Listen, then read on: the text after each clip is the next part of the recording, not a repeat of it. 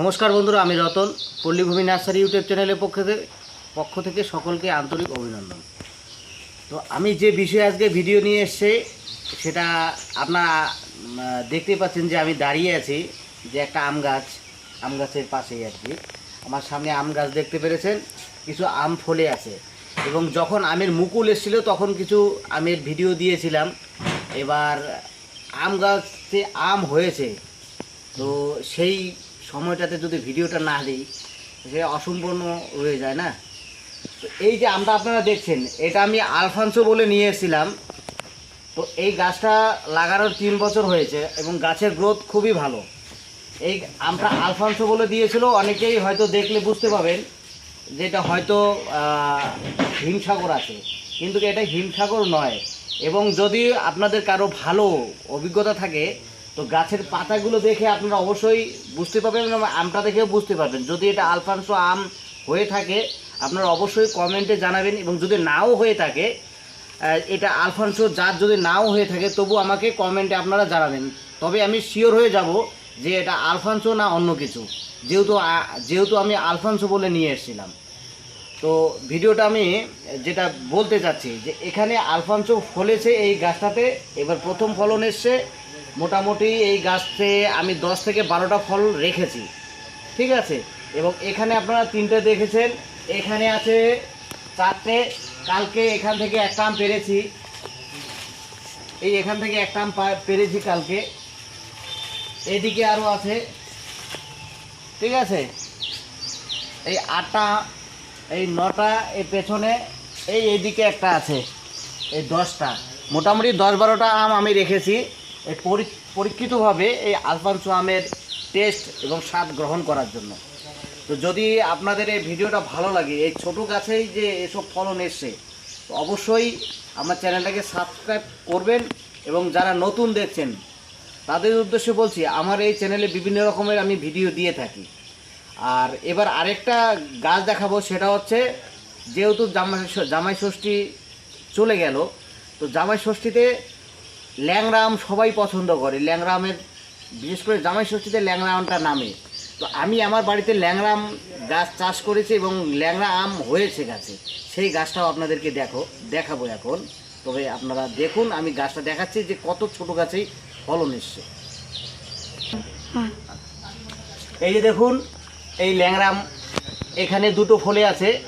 আমের শেপগুলো দেখলেই আপনারা বুঝতে পারবেন, একদম অরিজিনাল, খুবই সুস্বাদু গাছ পাকা ল্যাংড়া আম। আমরা যেসব ল্যাংড়া আম খেয়ে থাকি সেসব কার্বাইড দেওয়া থাকে। আর দেখুন একদম কত ছোট গাছে ফলন এসছে। এটা কালার চলে এসছে ল্যাংড়া আমের।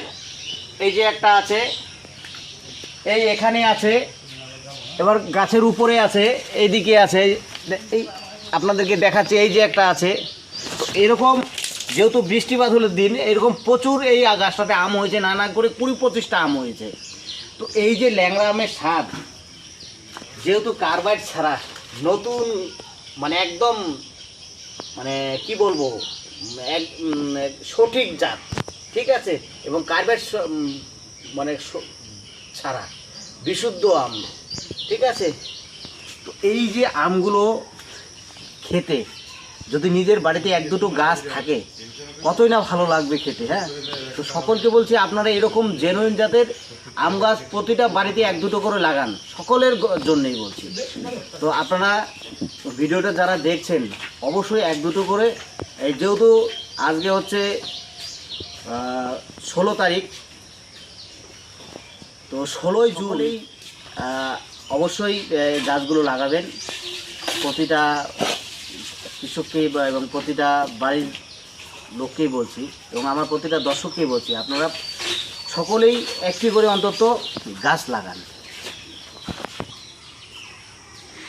এই দেখুন আমের কালার চলে এসছে কিন্তু। আর আলফানসো আম এমন কালারের, মানে উপরটা করে হলুদ থাকবে এবং আমটার ভেতরটাও হলুদ হয়ে থাকবে, মানে এই যে হলুদ অংশটা এভাবে সম্পূর্ণ খোসাটাই উপরটাই হলুদ হবে। আর আলফানসো আমের একটা বৈশিষ্ট্য হচ্ছে এই আমগুলো পাকলে, ঠিক আছে, পাকা আমটা যদি আমি হাতে ধরে রাখি, মোটামুটি 1 মিনিট যদি ধরে রাখি, তো আমার হাতটা একদম স্যান্ড হয়ে থাকবে, একদম মানে 3-4 ঘন্টা অবধি এই আমের যে সুগন্ধ আর কি, সেই সেন্ট আমরা হাতে পেয়েই যাব। মানে এতই একটা সুবিখ্যাত আলফানসো আম। এবং যদি এটা আলফানসো না হয় আপনারা অবশ্যই আমাকে কমেন্টে জানাবেন, কারণ আমি তবে বুঝতে পাবো যে এটা আলফানসো নয়। আর আমি জানি এটা আলফানসো আম, আলফানসো বেশি বড় হয় না আর খুবই সুস্বাদু আম। আর আলফানসো বিশেষ করে ভারতবর্ষের একটা খুবই সুবিখ্যাত আম। এটা বেঙ্গালুরু, কর্ণাটক, বিশেষ করে কর্ণাটকের রত্নাগিরিতে এই আমটা হয়। ঠিক আছে, এই আমের অনেক ইতিহাস আছে। তো সেই ইতিহাস যদি আমি ধরি অনেক সময় লাগবে, আর ভিডিও বেশি বড় করা যাচ্ছে না। তো বন্ধুরা, আপনারা যারা আমার ভিডিওগুলো নিয়মিত দেখেন, যে আমি আমের মুকুল আসা থেকে গুটি সেট অবধি যেসব ট্রিটমেন্টগুলো করতে হয় সেই সব ট্রিটমেন্টগুলো আপনাদেরকে আমি বলে ভিডিওতে দিয়েছি। তো সেই উপকারগুলো যারা পেয়েছেন এইসব ট্রিটমেন্টগুলো করবো। তো এখন যেহেতু আম পেকে গেছে, তো পেকে গেছে, অনেকেই আমাকে বলেন যে আম পেকে যায়, গাছে ফেটে যায়। আমিও অনেক আম গাছে দেখি, ছোট ছোট যারা শখে লাগিয়েছেন, অনেক আম গাছে আম ফেটে যায় কিন্তু আম পাকে না। তো সেই বিষয়ে আপনারা কি করবেন, যে যখনই আম গাছে এরকম আমের ম্যাচুরেট হয়ে যাবে, কালার আসবে, যে আপনারা দেখে বুঝতে পারবেন যে আমটা ম্যাচুরেট হয়ে গেছে। ঠিক আছে, তো এই আমগুলোকে গাছ থেকে পেড়ে, ঠিক আছে, গাছ থেকে পেড়ে সেই আমকে শুধু আলফানসো কিংবা ল্যাংড়াও নয়, যে কোনো গাছের আমই আর কি, যদি এরকম সমস্যাগুলো হয়, তো আপনারা এই কাজ করবেন যে আমগুলো গাছ থেকে পেড়ে সেই আমকে আমরা একটা কোনো ঝুড়িতে নিউজ পেপার দিয়ে মুড়িয়ে, নিউজ পেপারে রেখে মুড়িয়ে সেটা আমরা ঝুড়িতে ঢেকে রেখে দিলাম। ঠিক আছে, সেটাকে 1 সপ্তাহ পরে আমরা খুলবো। খুলে যখন দেখবো আমটা একদম নরম হয়ে গেছে, তখন আমরা কেটে খাবো। আমরা যে আমগুলো বাজার থেকে কিনে খাই, যেসব ক্যারেটে বাইরে থেকে আসে, সেই আম একইভাবে পারে। কী করে, যখন আমগুলো ম্যাচুরেট হয়ে যায় তখন ওরা পেরে ওই ক্যারেটে ঝুড়ি যে আছে, যে ক্যারেটগুলো আর কি প্লাস্টিকের, সেটাতে পেপার দিয়ে বিছিয়ে সুন্দর করে ঢেকে ওরা পাঠিয়ে দেয়। তো আস্তে আস্তে 1 সপ্তাহ 10 দিনের মধ্যে, 1 সপ্তাহের মধ্যে আম একদম পেকে যায়। ঠিক আছে, খুবই সুস্বাদু হয় তখন আমগুলো, আর সেন্টও বের হয়।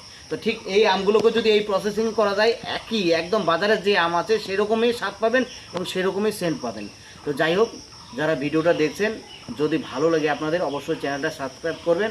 ভিডিও আর দীর্ঘায়িত করছি না, এখানেই শেষ করছি। নমস্কার, ধন্যবাদ, সকলে সুস্থ থাকবেন।